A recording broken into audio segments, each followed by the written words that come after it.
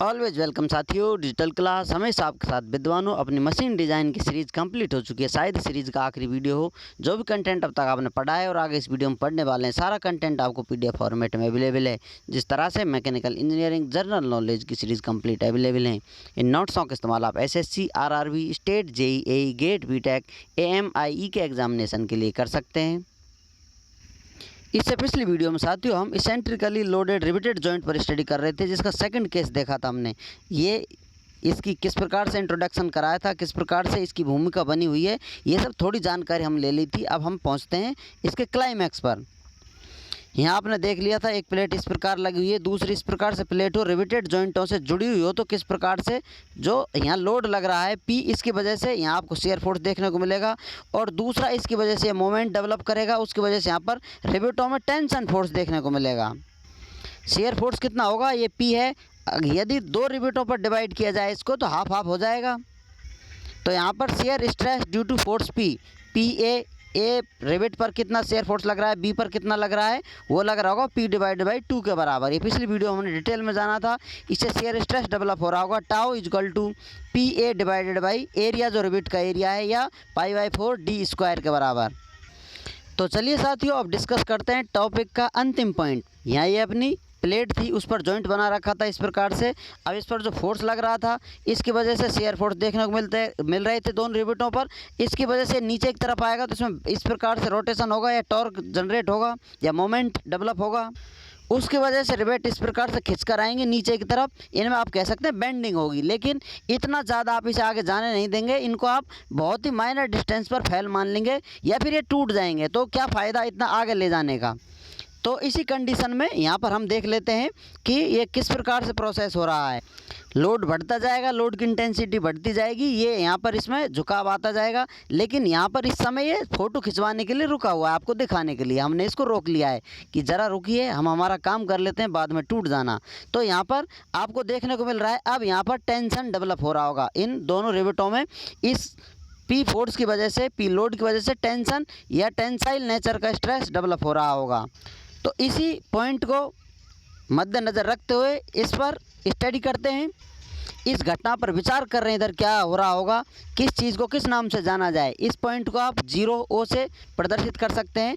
और जो ये फर्स्ट रिविट था अपना, नीचे सेकंड रिविट है, इन दोनों की लेंथ, ये रिविट ए है तो यहाँ पर जो लेंथ है एल ए के बराबर, ये रिविट बी है तो लेंथ इसकी पॉइंट ओ से एल बी के बराबर हो। और यदि इधर फोर्स लग रहा है तो अपोजिट डायरेक्शन में रिएक्शन फोर्स लग रहा होगा इनका। ये फोर्स इसको नीचे घुमाने की कोशिश करेगा, रिएक्शन फोर्स इसको वापस घुमाने की कोशिश करेंगे। तो आप कह सकते हैं यहाँ पर जो रिएक्शन फोर्स लग रहा होगा, ये ए रिविट है तो पी ए डैश के बराबर लग रहा होगा। और दूसरे रिवेट पर रिएक्शन फोर्स लग रहा होगा पी डैश बी के बराबर लग रहा होगा। क्योंकि यहाँ पर हम डैश इसलिए ले रहे हैं, जो फर्स्ट अपना शेयर फोर्स था उसके लिए हमने पी ले लिया था पी ए, यहाँ पर पी ए डैश लिया जा रहा है टेंसाइल नेचर के लिए, और पी ए अपना था शेयर फोर्स के लिए। क्योंकि हमने यहाँ स्टडी की थी तो आपको पी ए और पी बी फोर्स या लोड देखने को मिल रहे थे, जिनका मैग्नीट्यूड भी आपको पता था। अब यहाँ हम देखते हैं इस पॉइंट से ऊपर की तरफ जाते हैं तो आपको डिफॉर्मेशन अधिक होता हुआ मिल रहा है, और जैसे जैसे आप नीचे की तरफ आते हैं डिफॉर्मेशन कम देखने को मिल रहा है। यहाँ आप देख सकते हैं ट्रायंगल सा ड्रॉ होता हो रहा है, दो ट्रायंगल नज़र आ रहे हैं आपको। फर्स्ट ये रिविट है, सेकंड ये रिविट है, इसका नाम रिविट ए था, इसका नाम रिविट बी था। तो ये सिमिलर ट्रायंगल की तरह आपको दिखाई दे रहा है।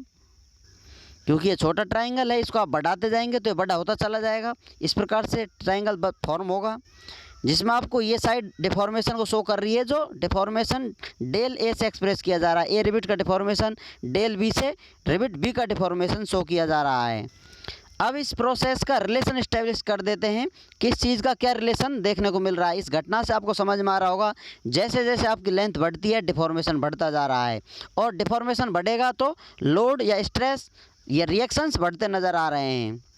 जैसा कि सिंपल ये कोई रॉड है, इस पर आप टेंसाइल नेचर का फोर्स लगा रहे हैं तो इसमें इलोंगेशन देखने को मिलेगा, और फोर्स बढ़ाएंगे, मैग्नीट्यूड बढ़ाएंगे तो और इसमें इलोंगेशन देखने को मिलेगा।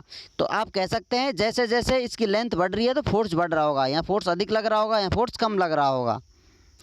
तो आप कह सकते हैं पी डैश प्रोपोर्शनल है डेल के, जो डिफॉर्मेशन है, और डेल किसके प्रोपोर्शनल है, ये लेंथ के। जैसे जैसे लेंथ बढ़ेगी तो आपका डिफॉर्मेशन बढ़ेगा, और जैसे जैसे लोड बढ़ेगा तो भी डिफॉर्मेशन बढ़ेगा। तो इस रिलेशन से आप कह सकते हैं यदि पी डैश डेल के प्रोपोर्शनल है, डेल एल के प्रोपोर्शनल है, तो एल भी पी डैश के प्रोपोर्शनल होगी। तो यहाँ पर पी डैश प्रोपोर्शनल एल लिख दिया है। इस घटना को साधारण शब्दों में प्रो दिया गया है, साधारण शब्दों में एक्सप्रेस कर दिया गया है। यह सब क्या देखने को मिल रहा है। अब यदि आप इस प्रोपोर्शनलिटी को हटाएंगे, पी डैश डायरेक्टली प्रोपोर्शनल है एल से, तो इसके लिए कांस्टेंट आ जाएगा प्रोपोर्शनलिटी कांस्टेंट। आप लिख सकते हैं P dash is equal to C L के बराबर। अब यहाँ पर ये जो आपको लोड नज़र आ रहा है टेंसाइल नेचर का, तो यदि ए रिबिट के लिए देखेंगे तो पी ए डैश आ जाएगा is equal to C L A, क्योंकि उसकी लेंथ एल ए है। और पी बी के लिए, बी रिबिट के लिए P B dash is equal to C L B के बराबर देखने को मिल रहा है। Where P dash is actual load, जो टेंसाइल नेचर का है, या आप इसे एक्चुअल लोड कह सकते हैं। अब यदि हम चाहते हैं प्रोपोर्शनलिटी कांस्टेंट की वैल्यू, तो हम करेंगे साथियों मोमेंट ले लेंगे। जो आपका ये घटनाक्रम घट रहा है सामने नज़रों के, तो इस पॉइंट के सापेक्ष आप इसका मोमेंट ले लेंगे। किस प्रकार से, यहाँ आपको क्लॉकवाइज डायरेक्शन में ये पी या कहें मोमेंट या इसेंट्रिसिटी कितनी होगी, इसकी ई के बराबर होगी। ये आप डायरेक्ट मोमेंट बोल सकते हैं, इसको पी लग रहा होगा। इसके अपोजिट डायरेक्शन में इस पॉइंट के सापेक्ष डिस्टेंस होगी, वो रिएक्शन फोर्स लग रहे होंगे। पी ए डैश लग रहा है, पी बी डैश लग रहा है, इनकी लेंथ मल्टीप्लाई होंगी। तो चलिए मोमेंट लेते हैं। मोमेंट अबाउट पॉइंट ओ के सापेक्ष मोमेंट लेंगे, तो summation of all moment about point O is equal to P E के बराबर होगा। और ये पी ई किसके बराबर होगा, जैसा आपको बताया था, पी ए नीचे की तरफ क्लॉकवाइज डायरेक्शन घुमाने की करेगा, और जो और फोर्स लग रहे हैं उसे एंटी क्लॉकवाइज में घुमाने की कोशिश करेंगे, जो एक्सियल फोर्स लग रहे हैं। तो पी ए डैश मल्टीप्लाई है एल ए से, plus P B dash multiply है एल बी से। क्योंकि हम जानते हैं कि इस पॉइंट के सापेक्ष आप कभी भी मोमेंट लेते हैं तो इस पॉइंट के सापेक्ष परपेंडिकुलर डिस्टेंस होती है। ये लोड इस प्रकार लग रहा होगा, परपेंडिकुलर डिस्टेंस कितनी है, ई के बराबर है।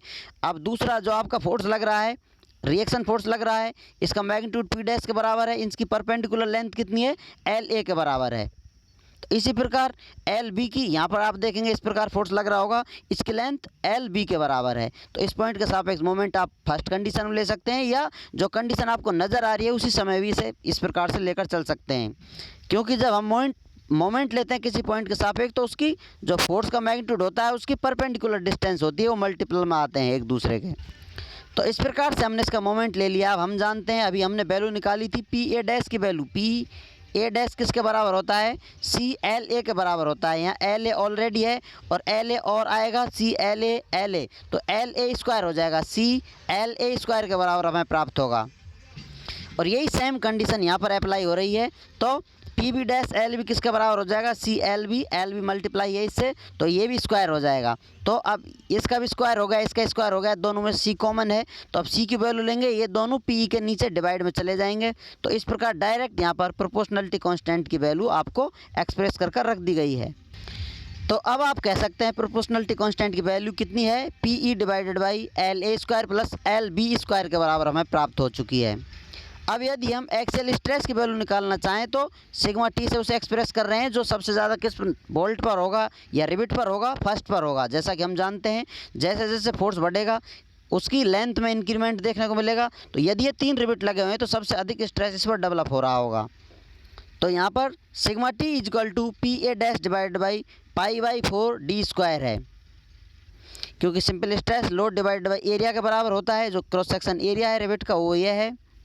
इसे कितना आप कर सकते हैं, मैक्सिमम जिस पर आपका बोल्ट फेल हो जाए तो मैक्सिमम सिग्मा टी आपको प्राप्त हो जाए। अब आपने इसेंट्रिकली लोडेड यहाँ कंडीशन देख लें रिबिट जॉइंट की, इसमें आपको एक जो शेयर फोर्स दिखाई दे रहा है वो इस प्रकार से नज़र आ रहा है। शेयर फोर्स में फेल हो सकता है, पी जो लोड लग रहा है उसकी वजह से। दूसरा यही टेंसाइल या एक्सियल स्ट्रेस में फेल हो सकता है। यदि ये दोनों नेचर के स्ट्रेस लग रहे हों, एक शेयर स्ट्रेस लग रहा हो और दूसरा एक्सियल या टेंसाइल नेचर का स्ट्रेस लग रहा हो, तो मैक्सिमम शेयर स्ट्रेस किस प्रकार से आप निकाल सकते हैं, ये आपको ऑलरेडी बताया जा चुका है स्ट्रेंथ ऑफ मटेरियल में। आप कॉम्प्लेक्स स्ट्रेसेस पढ़ेंगे या आप डायरेक्ट जा सकते हैं, ये सोम में स्ट्रेंथ ऑफ मटेरियल में 104 पेज मिलेगा। वहाँ पर ये कॉन्सेप्ट आपको डिटेल में समझ में आएगा। मैक्सिमम शेयर स्ट्रेस टाउ की वैल्यू किसके बराबर होती है, under root sigma T divide by 2 इसका होल स्क्वायर प्लस टाउ का स्क्वायर। ये अंडर रूट में वैल्यू है, तो आपको टाउ मैक्सिमम्स जो मैक्सिमम शेयर स्ट्रेस है उसकी वैल्यू पता चल जाएगी, जो आपको फेल होने से बचाएगा। एक्सेल लोड लग रहा है, शेयर स्ट्रेस लग रहा है आपका, और टेंसाइल नेचर का स्ट्रेस डेवलप हो रहा है, तो मैक्सिमम शेयर स्ट्रेस में यदि आपका कंपोनेंट या रिवेट फेल होते हैं तो उसका मैग्नीट्यूड कितना होगा, कितना मैक्सिमम शेयर स्ट्रेस डेवलप हो रहा होगा। ये वैल्यू आप आसानी से इस इक्वेशन की हेल्प से निकाल सकते हैं। जहाँ जहाँ आपको आवश्यकता पड़ेगी ये वैल्यू आपके बहुत काम आने वाली है। जैसा कि साथियों आप जानते हैं, स्ट्रगल टाइम में आपके साथ कोई नहीं आता, संघर्ष आपको अकेला ही करना पड़ता है, और यदि आप सफल हो जाते हैं तो दुनिया शोर आकर मचाती है। तो अपनी मेहनत सीक्रेट तरीके से करते रहिए, अपने आप को बेहतर करने के लिए निरंतर प्रयास करते रहिए। जो भी कंटेंट अब तक कवर कराया जा चुका है वो कंटेंट आपको पीडीएफ फॉर्मेट में अवेलेबल रहेगा। जो आपके सिलेबस में एक्स्ट्रा मटेरियल है, एक्स्ट्रा कंटेंट है, वो ऑलरेडी स्ट्रेंथ ऑफ मटेरियल में कराया जा चुका है, तो वो कंटेंट आपको प्ले लिस्ट की इन वीडियोज़ में ऐड करवा दिया जाएगा। जैसा कि कोई फार्मूला है, अब ये फार्मूला है तो आप पढ़ते हैं स्ट्रेंथ ऑफ मटेरियल में, लेकिन मशीन डिज़ाइन में आप डायमीटर डिज़ाइन करेंगे तो इससे डायमीटर कितना होगा, इस स्ट्रेस पर कितने लोड पर कितना डायमीटर होगा, तो ये समझ लीजिए डिज़ाइनिंग का पार्ट आ गया है। इस प्रकार से एक दूसरे से सब्जेक्ट बहुत रिलेटेड होते हैं, तो इस प्रकार से टॉपिकों को आपको ऐड करवा दिया जाएगा। प्लेलिस्ट की एक्स्ट्रा वीडियोस आपको देखने को मिलेंगी।